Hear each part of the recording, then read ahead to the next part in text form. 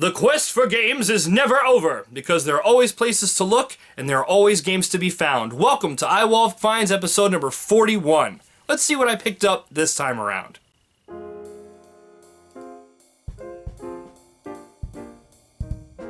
As usual, my first stop of the week is the old flea market.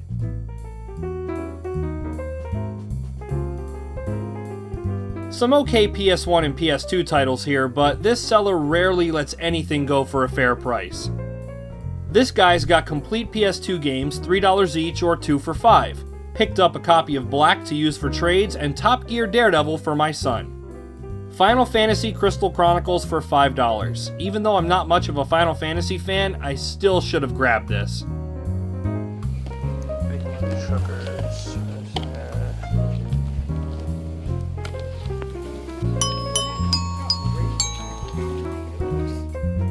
I hate the minions. Here's some PS2 games mixed in with some DVDs. Nothing stands out. Here's a complete set of Harry Potter Hallmark keepsake charms for $5. If I don't get this for my wife, she'll put a curse on me. Here's even more PS2 games. These are $1 a piece, but the majority of them are scratched so badly that by the time I had them all resurfaced, it wouldn't be worth it. The only game in decent shape was a Greatest Hits edition of Simpsons Road Rage. A crate chock full of random games for Xbox, PS2, and GameCube. I snagged GameCube copies of Robotech Battlecry, Spy Hunter, and Mortal Kombat Deadly Alliance. Also threw in an NES Game Genie for good measure. Let's see what it costs. How much for these? $10? I can do that. Hey, that equates to $3 a game plus the Game Genie for $1. Not bad. A total of $21, and I've got some stuff here for myself, my wife, my son, and for trades. Great way to start the week. A quick stop at a pawn shop, and up at the counter there's a big CD book full of random PS2 and PS3 games. The PS3 games are $3 a piece, and the PS2 titles $1 each. And what have we here? A copy of Godzilla Unleashed. Damn, this disc is like $15 to $20 loose. Grabbing this for sure. Also snagged up my billionth copy of Resident Evil 4 to use for trade, and Ace Combat 4 for this year's Get Well Gamer box. Over $30 worth of games for only 1/10 of the cost? Well, alrighty then. 10 minutes out of my way to my lone Goodwill stop of the week. Not much gaming-wise. A few PS1 games for $2 each that are really scratched.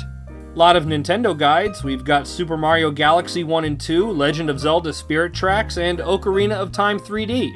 I'm not looking for game guides today, though. Finally, here's a couple of Resident Evil novels.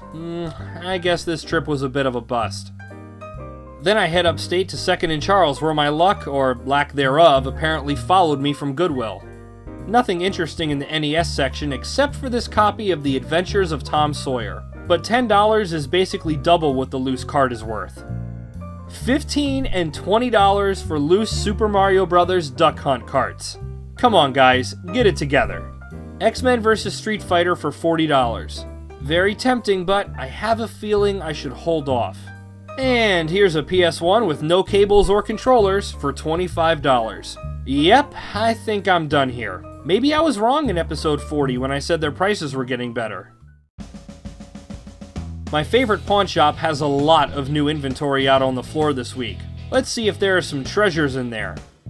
Stacks of PS2 and Xbox games and 2 boxes full of loose NES carts. On the disc-based game front, I grabbed an Xbox copy of The Warriors and some PS2 games, including, oddly enough, a complete copy of Godzilla Unleashed. From the NES boxes, I pulled a Yellow Label Metroid, Xanac, Yo-Noid, Rolling Thunder, a label upgrade for my Mega Man 3, and a label upgrade for my Ninja Gaiden, as well as a second copy to use for trading. I even grabbed the Smurf game and Porky's for Atari 2600, Breath of Fire for Game Boy Advance, and Pocket Bomberman for Game Boy Color. And then, this happened. A bag was brought out full of items that were recently pawned but weren't available for sale yet. Oh man, I wish they were. Chrono Trigger, Secret of Mana, Super Castlevania 4, freaking Mega Man X3. Holy shit. I hope and pray that I can get my hands on these once they're available for sale.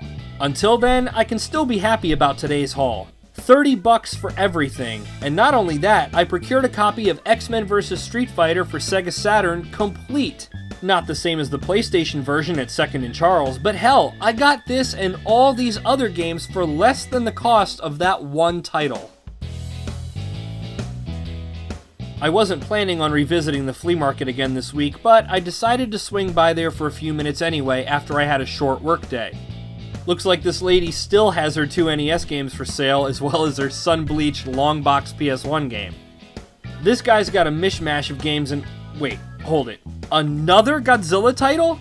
What? This is Godzilla Save the Earth for PS2, complete, in excellent shape. The seller wants $4. Considering a complete copy is worth around $20, I'd say that's a good price. My final purchase of the week. How weird is it to come across 3 Godzilla games in the span of 5 days? I don't know. All I know is, this was another great week for me. Hopefully, I'll find even better deals on my next outing.